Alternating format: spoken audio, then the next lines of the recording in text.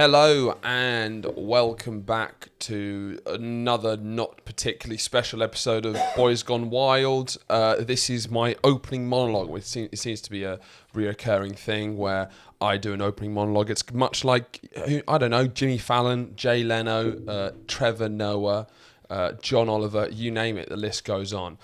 Goes on in front of their shows and does an opening monologue to the crowd. This is sort of what we're trying to create here, apart from I try and not do any planning, write it with any jokes, and normally there's no sort of audience reaction, and most of it is aimed at sort of reaffirming a regret at choosing Andrew as my co-host. We tried doing Andrew sober last episode, and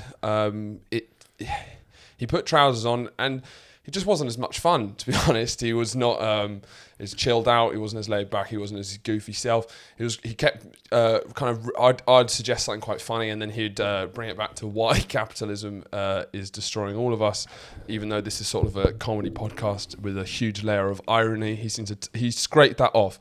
Like, you know, when you leave tea out too long and it has that sort of like gross layer of milk on the top. He just scraped off the fun, gross layer of irony I slather on all political satire that I do, and just sincerely talked about his dislike for capitalism. So as much as I find it difficult to work with Andrew when he's hungover or drunk, it's much better than the alternative, which is boring trousers, anti-capitalist sober Drew. So today Andrew's got a beer and hopefully he'll be more fun. Well, I'm also wearing trousers. You're wearing trousers, so it's kind of, you're trying to find the midpoint. And that's in between the two. Mm-hmm. You just can't win with this guy. I think your comments about me say a lot more about yourself than they do about me. Yeah, I hope that would come across, because I feel this podcast and this series is just a delve into who is Horatio Gould. That is sort of what it is. It's like it's going to be like a 100-part series. The attention has shifted away from you, you feel like it's symbolically shifted towards you. Yeah, you exist in my universe. I exist in your universe. You exist as the kind of character who reflects more of what my persona is. So.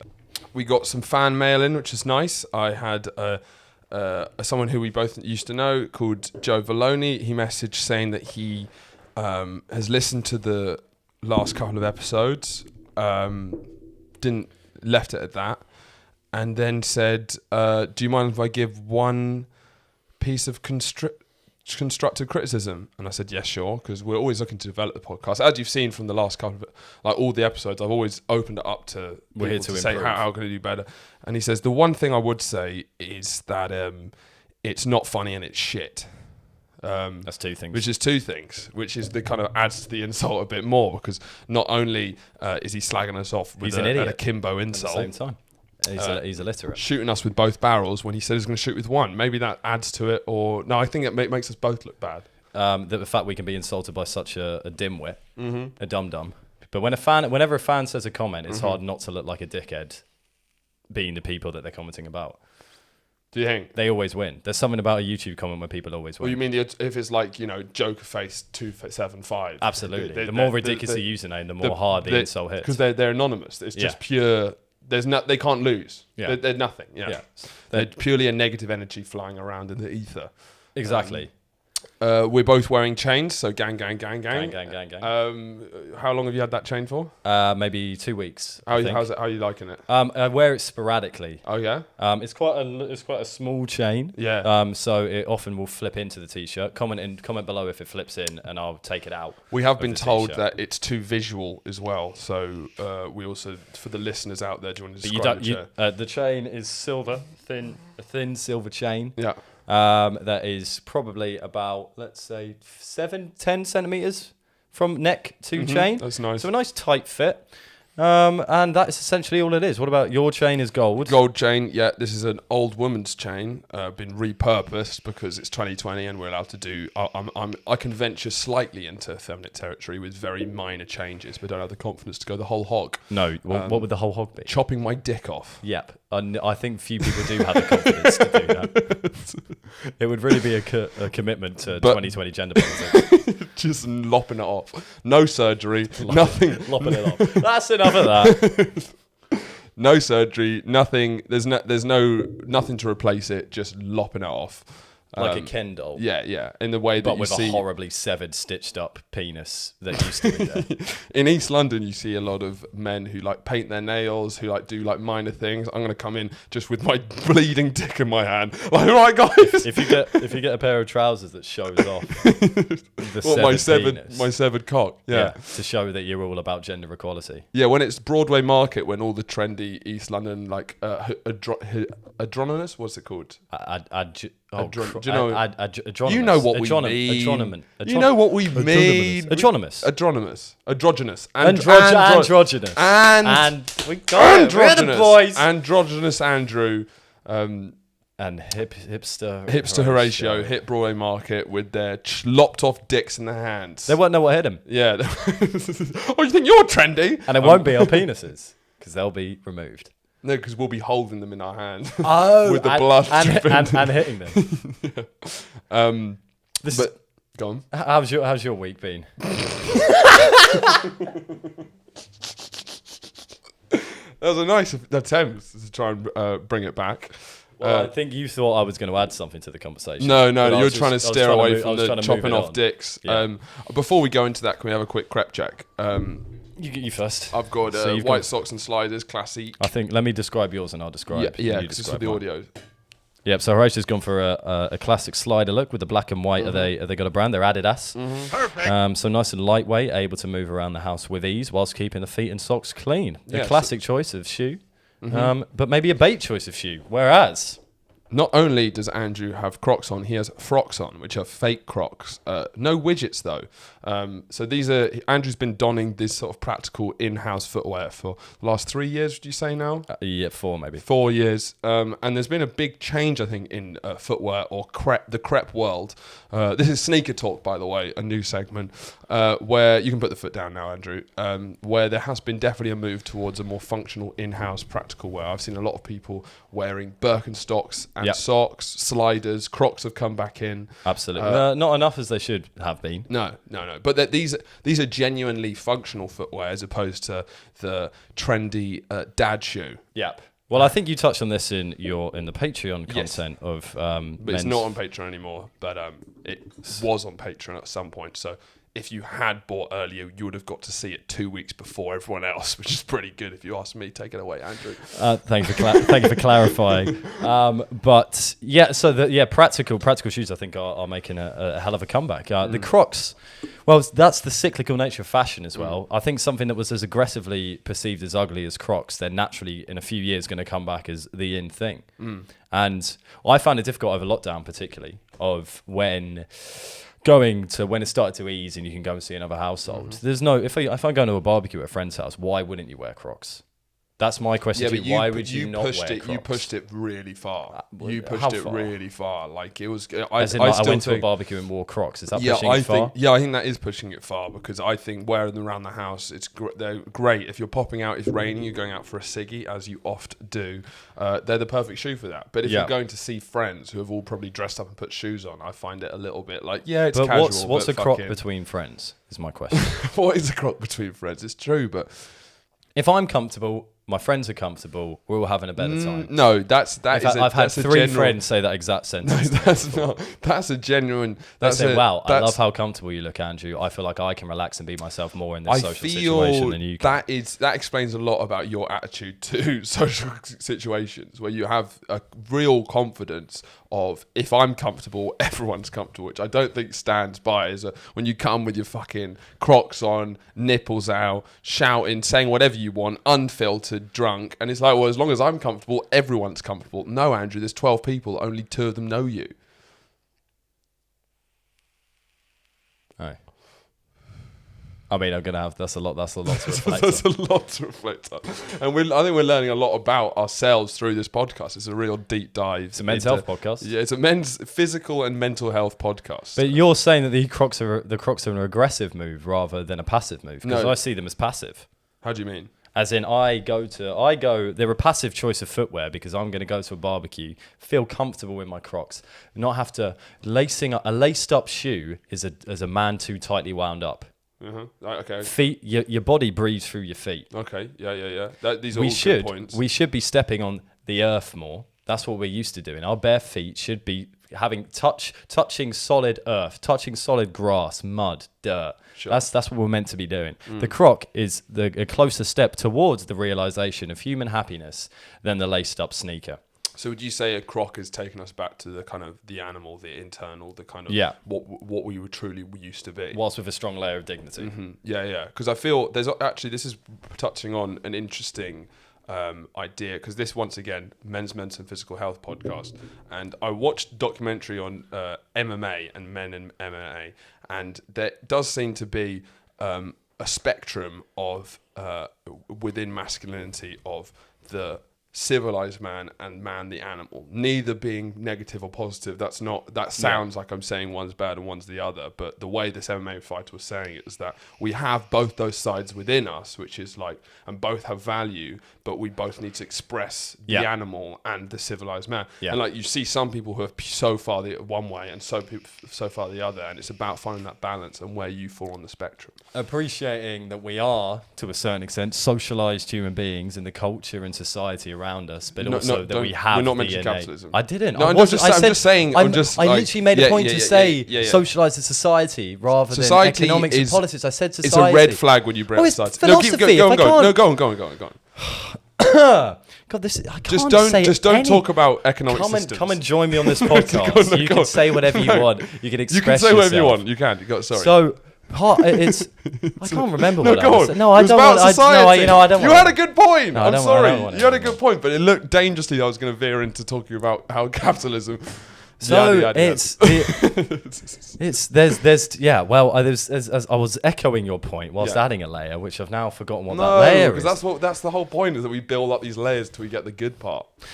It's an appreciation that we are both of those things combined. So it's the idea that we are both. We have to appreciate to a certain extent that we are socialized with the culture and society around us, but at the same time are primal animals that have basic needs, desires, and drives. And it's the combination of the two things that makes us that. Yeah. Therefore, by wearing a fucking Croc to a barbecue, you're getting the best of both worlds. You're going to a barbecue with friends and you're socializing, you're cooking meat on a barbecue in a modern house, in a modern garden, but you're just one step closer to the earth. Yeah, I do agree. I think it takes you back to the more every step animalistic. is one step closer to nature. That should be the Croc's slogan. But then it's a tough conversation to have with you, because I find it really interesting, the animal and the kind of civilized man kind of idea of that spectrum. But it's a dangerous one. It's a dangerous one to go about, because it always implies like you're saying the animal's a negative thing, or like. Okay. Do you know what I mean? Yeah. And so, but even though I think it's quite interesting that loads of different cultures sort of embody different. Like, I think Britain doesn't have enough of the animal culture,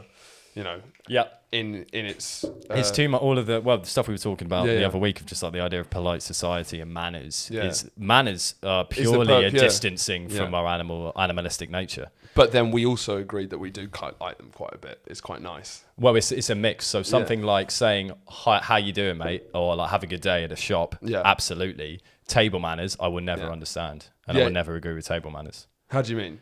As in, so I'm from a family that's very tight on table manners. Yeah. And it's so obviously because I'm a bit of a hypocrite with this, because if you eat with your mouth open, I think you're the worst person on the planet. Okay. And it's disgusting. So there's a level of like things that are just generally that's negative. That is a negative part of the animal. People that eat. Man as the animal. That's not. Honestly, it's horrendous. You'll have all this thing about waxing lyrical about a man freed from the shackles of society, but as soon as he sits down and goes, no, then you're like, fuck off. Get back into the woods. But the idea that if there's been a lovely meal, we've had a roast dinner and there's some residual gravy lying on the plate. If I can't mop that up with my bread, we've gone too far. Is that? It's something about it. So it's not just, in fairness to Mum, it's not just bread, but like I'll do it with my finger. That's gross. No, it's not. That's gross. No, it's not. That's gross. No, it's not. Okay. Why is that? Fair enough. That's cool. No, but I understand why it might be, but why is it actually gross? What am I doing? How is it that offensive to look at someone just enjoying the end of the meal, enjoying a lovely gravy that's happened? That is something gross. Why would you want to waste the gravy? That is a compliment to the chef. No, use the bread. I've used the bread. There's no bread left. Now what do I do? Get more bread. I'm not getting a spoon out because then I'm insane. I don't use I've a seen finger. people scoop up a plate of gravy with a teaspoon at the end of the meal, and I think that's more disgusting than doing your finger. No, I don't. I disagree. I genuinely, I think there's something gross about. You gotta be culturally relative. You know, in India or the subcontinent in general. Yeah, chill. They've got it right. They've got it eat with right. their hands, but it's like you still have to. You have to adhere slightly to what the you can't just No. you couldn't eat a roast No. with your hands and be like, well, in India they eat with their hands. So It's you're not- you're comparing me eating an entire roast dinner with my hands to me at the end of a roast dinner scooping up some gravy with my finger. I think that makes you feel uncomfortable seeing. And I think you should look into yourself as to why that makes you feel uncomfortable. I think you should look into You're the yourself. fucking problem You're the here. problem. This is now an official argument. You're the fucking problem. Once again, I would say comment or message in, but you never really do. No. The amount of times I say All people comment, say is strange things. strange, passive aggressive. Yeah. When's the next episode? Oh, Why are you so shit? But can you give us more? can you give us more? Yeah. Well, no, manners are something that are very close to my heart. But there are things that I think, maybe not the finger example, but there's other examples that you might agree with. Obviously, there's like the high culture thing. So in like an incredibly fancy restaurant, there are like seemingly ridiculous rules about which fork you eat, stuff like that. And stuff. Yeah. But I think once you enter into that space, that is an agreement that it is fair. I don't think. Yeah. If someone breaks into your house while you're sitting down in your Crocs eating your lunch, There's and a lot more issues with that than manners.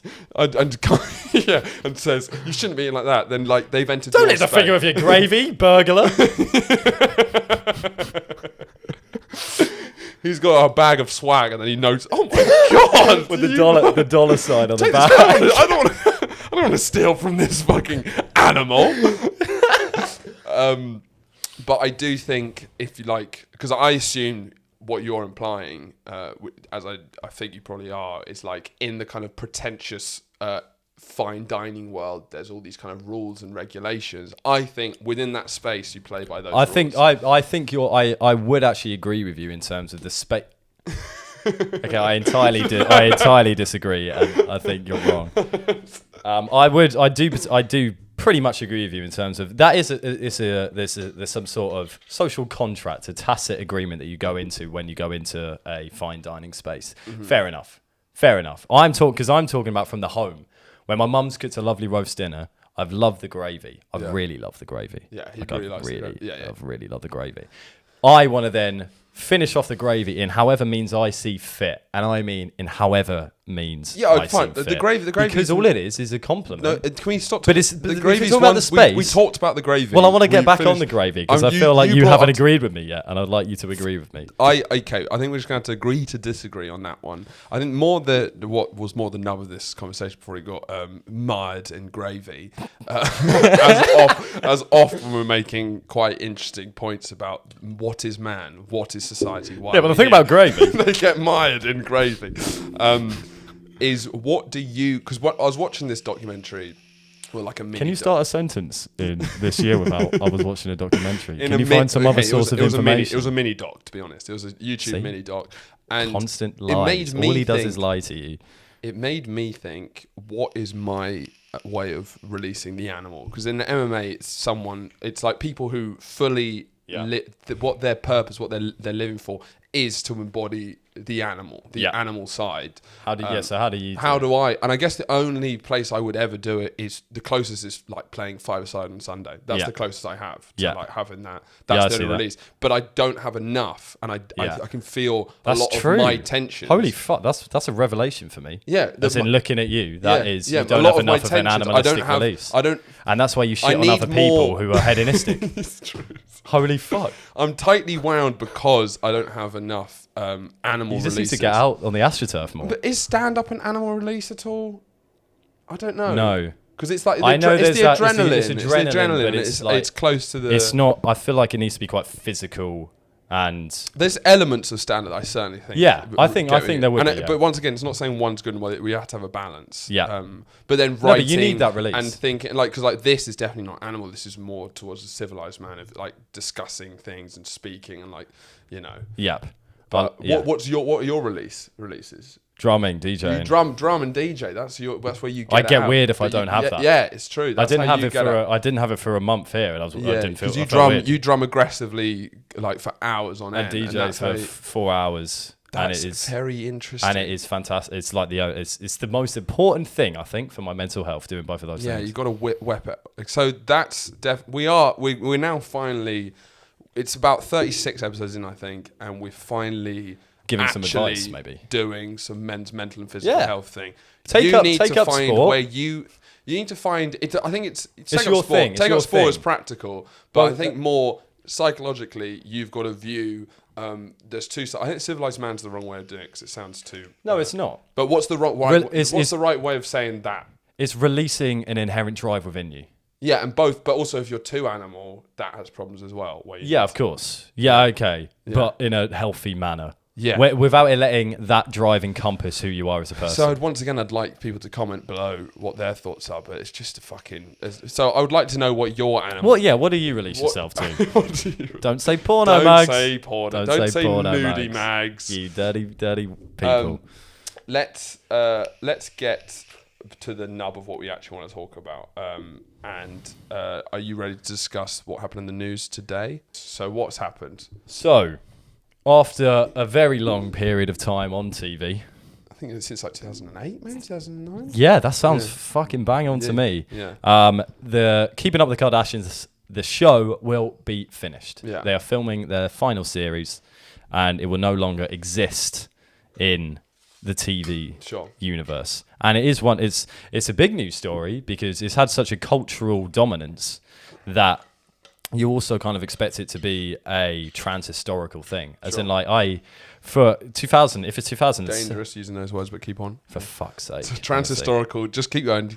It's a red flag, but keep going. Okay, how many red flags do I get per episode? You've had 2, you get 5. So will one just happen? I'll get one more, and then it'll just cut it as you by yourself doing a monologue.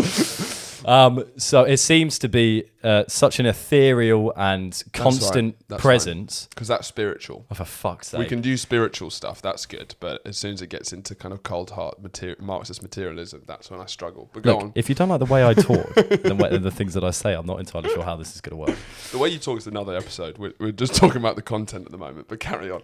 So the way I talk is another episode. I'm joking. He's fucking touchy today, my God. Carry on. Just because of the negative feedback of the last episode. I was sat down before I came into the room. Right, look, right, we're gonna have a good podcast, but you just can't mention capsules. Like it was okay, but you just can't keep doing that because we need to keep it lighthearted. We've got a huge Blairite free market fan base, so we need to appease. Yeah. And I'm not at all. I don't care what your beliefs are as long as you click like. I really care about your beliefs. I want every new subscriber we get. I want a detailed political manifesto. Yeah. Sorry. Another problem is we keep cutting each other off when we were talking. That's on me. Sorry. Carry on with what you were saying.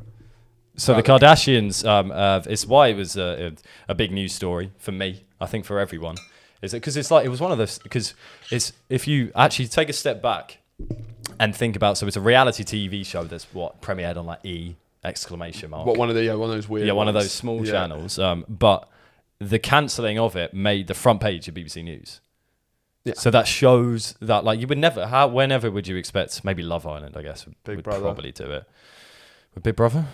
It used to be huge. Well, Big Brother's, yeah. Sorry, just finish. Big Brother was the OG. But anyway, just the fact that just the cancelling. So BBC or a lot of media outlets have picked it up. So it's not celebrity gossip. It's actual news outlets like broadsheet papers or whatever have picked it up because it is news. Yeah. And what I find interesting, the fact that the cancelling of that reality TV show is important. It's something about. Yeah, and the fact that the actual aesthetics of Keeping Up with the Kardashians or reality TV are aggressively presenting it as meaningless and facile. like aggressively so. The way it's cut, editing, the whole thing, the music. which means the fact that it's on E, the fact that it's one of the biggest shows in the world, but it's still on a small channel. Every aspect of it is presented as light, fluffy entertainment when it's probably one of the most important consequences shows. of it, the consequences and like ginormous. the cultural effect in it, which means that it's kind of like a bit of a Trojan horse, if you will, culturally in the culture Picture wars. of the Trojan horse. I'll have to edit that in. That's just fucking annoying. Yeah, That's true. So Actually, I need to give you a more of a nightmare job. I'll put one there, but it's just annoying. Because every time you see a picture there, this is not a pod. I do pretty much everything for this, and there's not. I just do. If we don't have a producer, Everything. most things. Like I edit this. I've set this up. Every aspect of this has been hand woven by me. And so whenever you point something like that, it's every time you see a picture, that's me going on Google Images and screenshotting. Picture of a penguin. Fuck's sake. And like you can consume this and just see like a picture flit up and you think, oh, that's kind of cool. But every time you see it, you need now to remember that I've typed that into Google Images. I've had to save that. I have to drag it onto my desktop. I have to either remove the background or keep it depending on the image and then import it into the project. Picture of a Ferrari. No, fuck off. Anyway, back to the point. Yeah. So why do you think it's taken on such an importance? It seems I don't know whether the reality TV and Kardashians, whether it's been like generated by a need for it or had they self-generated it. I was going to say the exact same thing. What do you think? As in, well, firstly, I find it a really interesting question of whether it's a product of a grander structure of ideas and politics, and I'm not going to say the word, yeah. or whether that has We created. all know what you mean. We all know what I mean. Whether that has created, whether it's a product of that, or whether it's causing some of these ideas that are present. Yeah. And I can't talk about what I believe on that You're gonna without have having the third red to. flag. You can't. It's the C word, is what It's we'll the call it. C We'll call word. it the C word. But from Kim Kardashian and Donald Trump doing The Apprentice, like the fact that reality, I mean, annoyingly, it is a good point. It's just done to death. So I'm not going to say it as if like It's not a hot take. It's not a hot take. It's Jingle. not original, but It's no. not a hot take. But it is interesting how now the election cycles have taken on the aesthetics even of a reality TV show, and they kind of mirror them. The fact that Kim Kardashian and Kanye West have both been in the Oval Office with Donald Trump separately for separate reasons. Yeah. And the fact that they're kind of in the cultural conversation is kind of wild. So instead of saying the C word, can I say the D word? Go on, what's the D word? Democracy. It's teaching on the edge. Depends how you use it. Go ahead. Okay, so with I believe that it's a fundamental. Okay. Keep going. It's It is a natural, inevitable. Yeah. Put your tongue away. Go on. It is. I think there's part of it is inevitability of the development of democracy, because what democracy is about the idea that you get the most votes possible and to get into power. So then that, as the best idea that we have, is the idea comes from the fact that the most amount of people who had the most amount of decision into who governs us, which is obviously the best idea. But the problem with that is that popularity then becomes more important than ideas. Yeah. So it makes sense that in a democratic system, you have the kind of crossover between culture and politics, because culture is the most popular thing. Yeah. So if someone can attach themselves to the bandwagon of culture or a certain kind of identity in that culture, they then become more popular, they're going to get more votes. Yeah. And that is a lot of what happens. Yeah, and it's like the actual way that The Apprentice, when Donald Trump was running it, with how like the person who would win it would not necessarily be the most qualified for the job, who'd be like the one who's the most entertaining. And even The Apprentice, I did never watch the US Apprentice, but I did watch the one with Alan Sugar. You just know even it's like 20 times more jacked up than the UK. Yeah, but it's the same base concept, which is like you don't really care about. Yes, but is he really going to have the level what's head? his business acumen like? It's like But can he balance a spreadsheet? Yeah, it supports the person who wins is normally the biggest cunt of the show. Yeah, absolutely. And that's what Trump like geniusly did himself. Yeah. And which is why it's amazing the attempts to try and bring him down by using political rationale Doesn't and logic work. doesn't work. It does the opposite effect. It does the opposite effect because he's in a sense he stands for the opposite of rationality. Yeah. Because what the genius thing he's done, he's homogenized or combined rationality with the political establishment. Yeah. So if something seems like a normal rational argument to believe or think of, he is saying that is what the political establishment is telling you to think, and you actually need to believe in my ideas because I'm shooting the shit. I'm not lying to you, and therefore you become a bit of an outlier. You become a bit of an underdog, and combining those things, you then become the most entertaining person. He's fucking hilarious. He really is. He genuinely, it is like his entertainment value objectively is just, I mean, it's off the charts. It's off the charts. The fact that he's president is like, it's one of the most incredible performance art pieces I've ever seen. It's just genuinely. And it wouldn't be a surprise if he came out at the end and said, yeah, that was a performance art. Yeah, it was like, it was written by the guys who wrote South Park or something. But I don't know, when I found out that Keeping Up with the Kardashians had ended, it didn't feel like anything's ending. It doesn't. They'll just do something else, won't it? I think that's maybe because we haven't watched it. Yeah. So, no, but I mean, it's not like the Kardashians are over. Oh God, no. And I don't know. They're ending it because they've got plenty of. They're done with that. They've been doing other shit on the side. I don't know if that's nowhere near their main thing anymore. So it's not relevant. No. Whether it isn't the end of the Kardashians, but that's how they became famous. Yeah, but because they've built so much off it, it's now almost while they're still kept on. That's like a tiny bit of their appeal or influence. Why do you reckon they're stopping it? Because they've got what they needed out of it. It was a vehicle to become incredibly famous and part of the culture, and they're now so involved, so there, and their influence. There's I don't know what the viewing figures for Keeping Up with the Kardashians are, but they're also the most followed people. But they're the most followed people on Instagram. That's not going to change. So, but they've kind of created. I bet more people. They've kind of created Instagram. I bet more people watch Kim Kardashian's stories on Instagram than watch. So that's what I mean. It's kind of irrelevant. She's still going to be but they've all got their own individual kind of business ventures as well. Yeah, nowadays. It's an insane. And the fact that they've managed to cross with Kanye, which is such a because I can't stand the Kardashians, and I think they, represent the cultural rot, yada yada yada, same as a lot of people. But Kanye is my favorite. I just adore him, and he's your favorite Kardashian. He's my favorite Kardashian. Well, he's just my favorite musical artist. I find the most interesting. I think the best artist, like music artist of the last 15 years. Well, mainstream one. And he's married to the Kim Kardashian, who I think is like... It's the perfect combination in a way. It's just incredible. It just adds to that sort of performance art type thing. But yeah, because I think me and you both have very little experience in actually watching the program. I've seen here and there, but I have actively looked up just the points at which Kanye is involved in the TV show. Because it just fascinates me to see him as... Well, I mean, he's changed. Obviously, in the last 5-10 years, he's morphed into a different identity. But as Kanye West, one of the best rappers that's ever lived, etc., a pioneer of art and music, to then be on ! Talking about why they're upset because Chris went to a pool party without. What's another one called? Kylie. But if you look at, they are great clips to watch because he just looks so unhappy to be in all of them. He just but that's how he looks anyway. True, he's genuinely done a post saying that it's an aesthetic choice that he doesn't smile in photos because he thinks it looks powerful. But his whole thing is crashing together high and low culture aggressively, which is that super postmodern idea of just blurring the lines completely between high and low culture so it's indistinguishable. And that's what he's done. The fact that he's made luxury fashion lines and walks with Dior and Paris Fashion Week.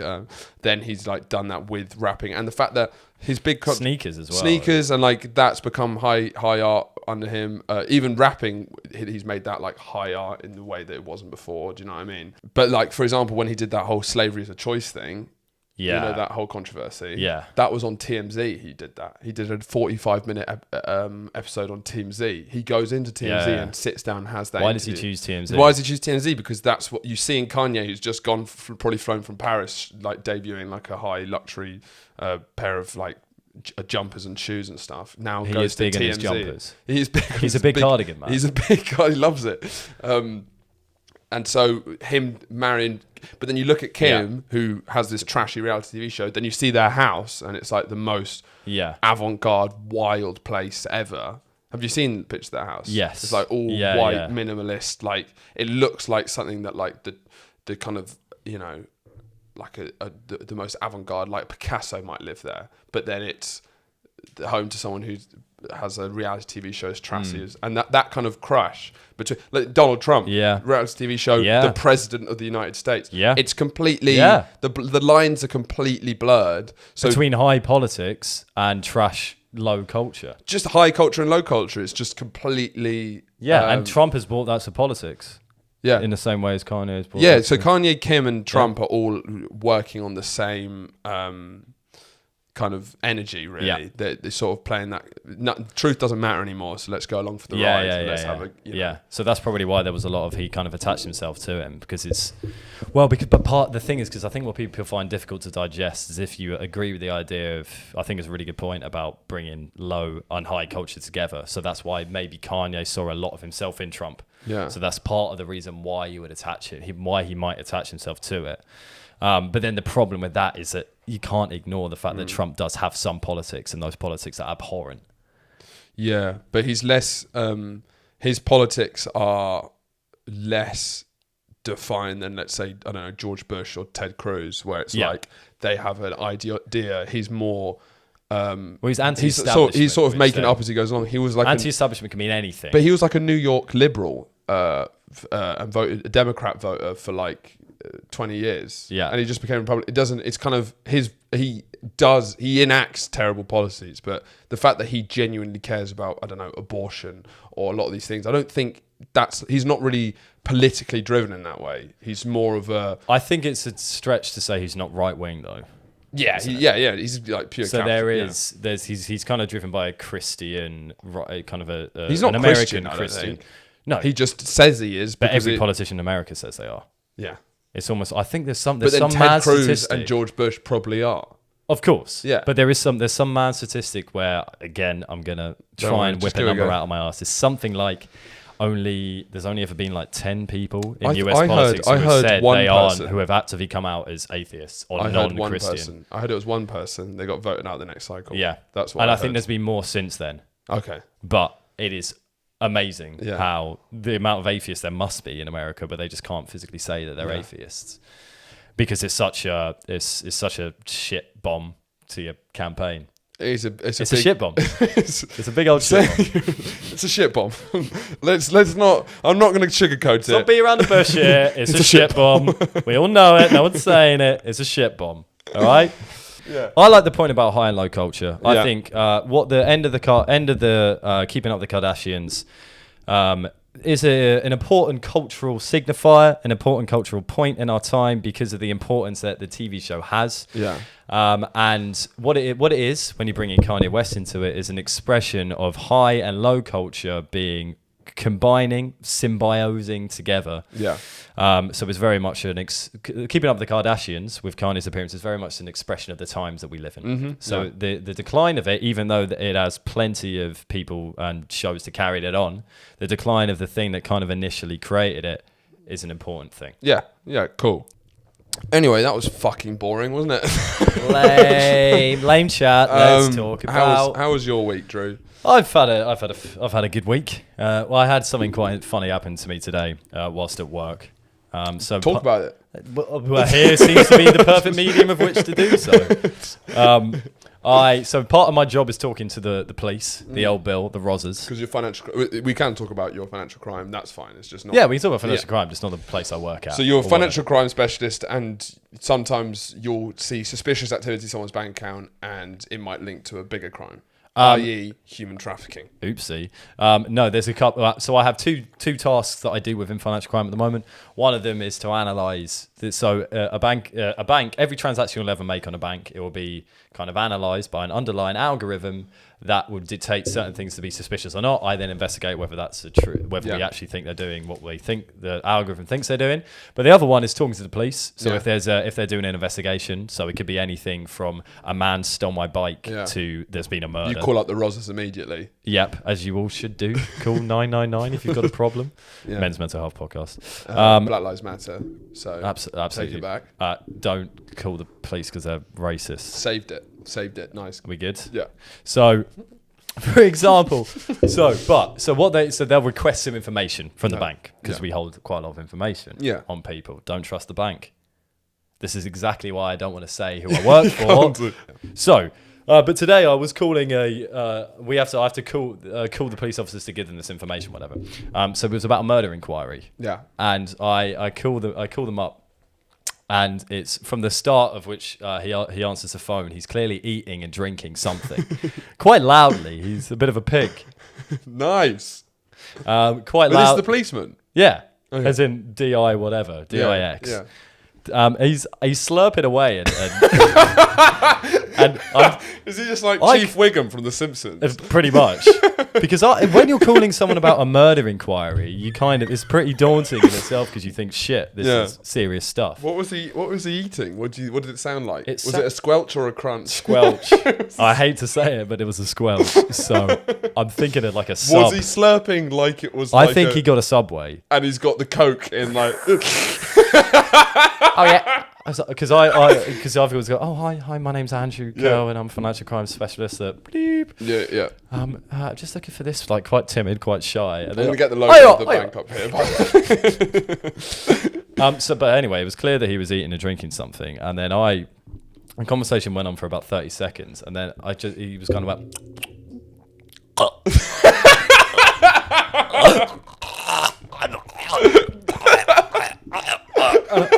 And is everything all right? Is everything all right?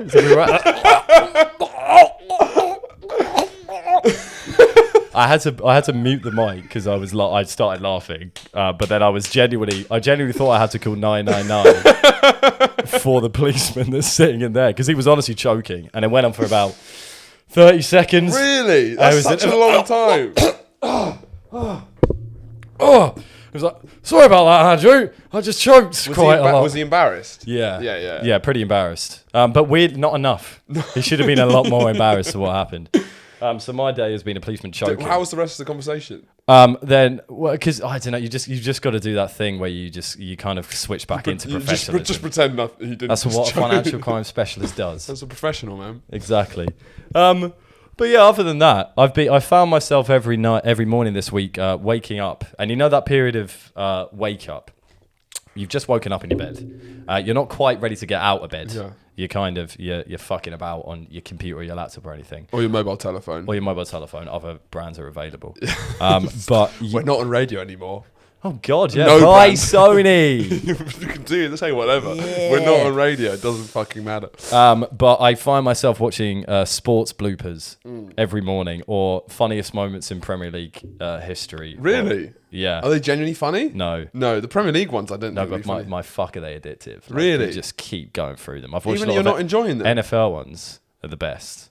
Are they genuinely any good? No. But you still watch them? As in, I've watched everything, like kind of the best plays of the 2019 NFL season. Can I just set you up a scene? You're poos on football pitch. you're in bed. You're watching a sports blooper. You're on your second sports blooper. What's your face? Can you just see this? It's 5 minutes into a 10-minute sports reel. How do you look while you're watching it?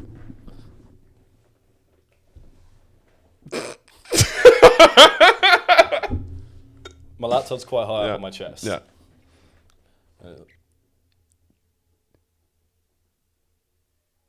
No, surely you don't wiggle your eyebrows.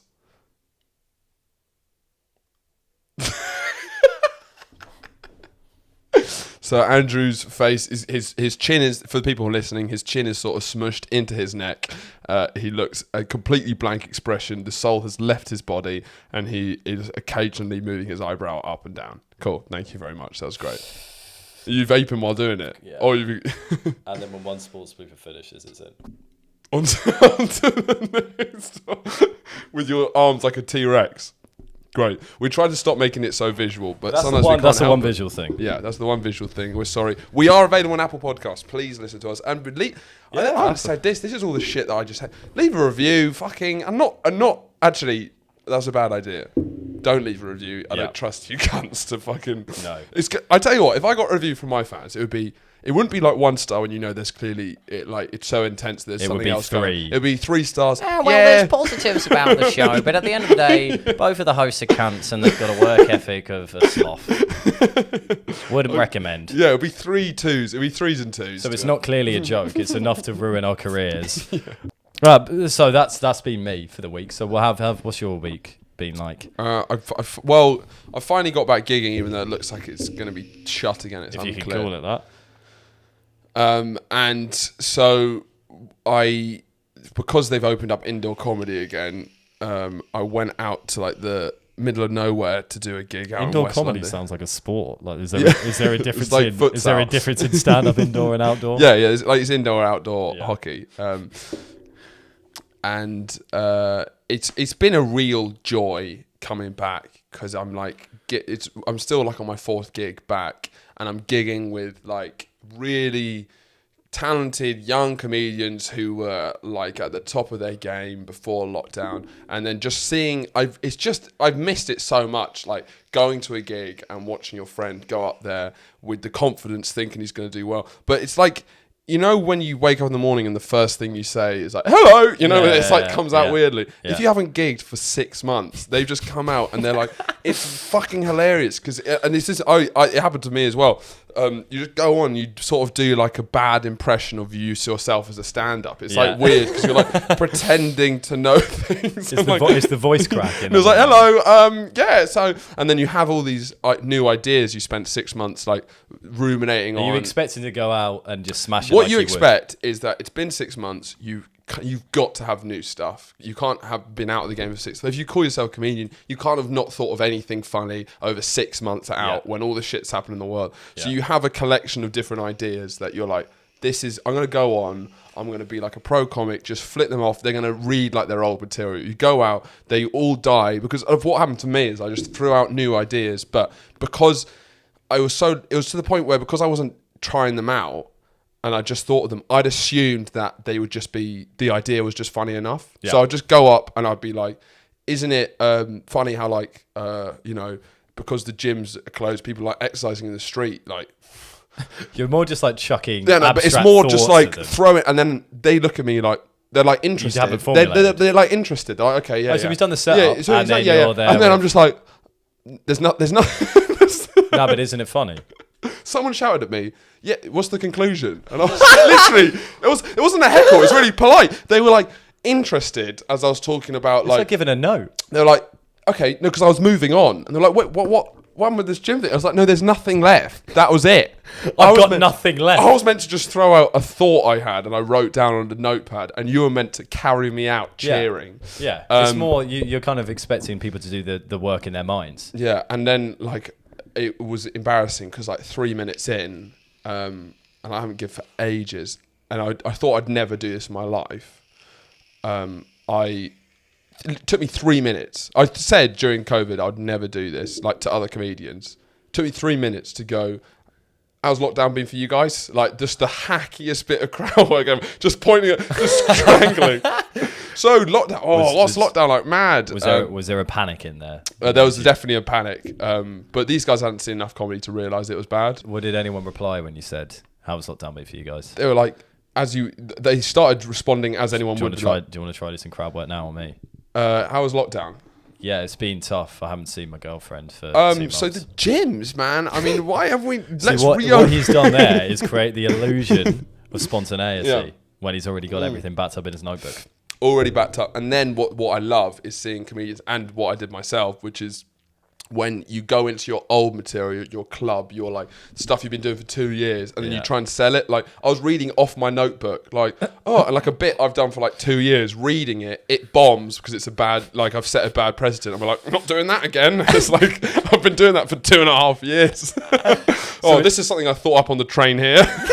And just seeing my friends go up doing your and middle just name like coming up confident, try new ideas, and then just go back into their old stuff and just eat shit. I guess in any kind of thing of performance art or just performance, you've got to go up confident, otherwise you've lost immediately. Because it's the same thing with DJing as well. Yeah. You go up and you have to ooze confidence. Yeah, for otherwise, sure. because even if I think especially DJing, if you go up, you can't be like, so what do you guys want to listen to?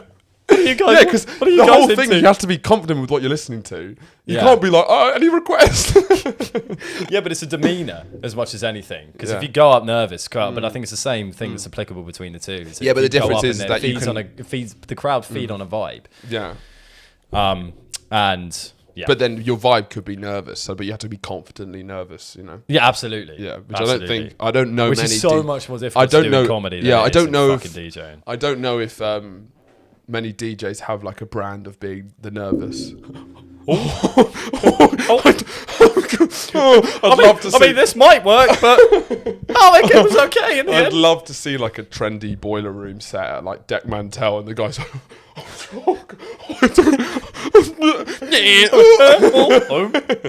The door.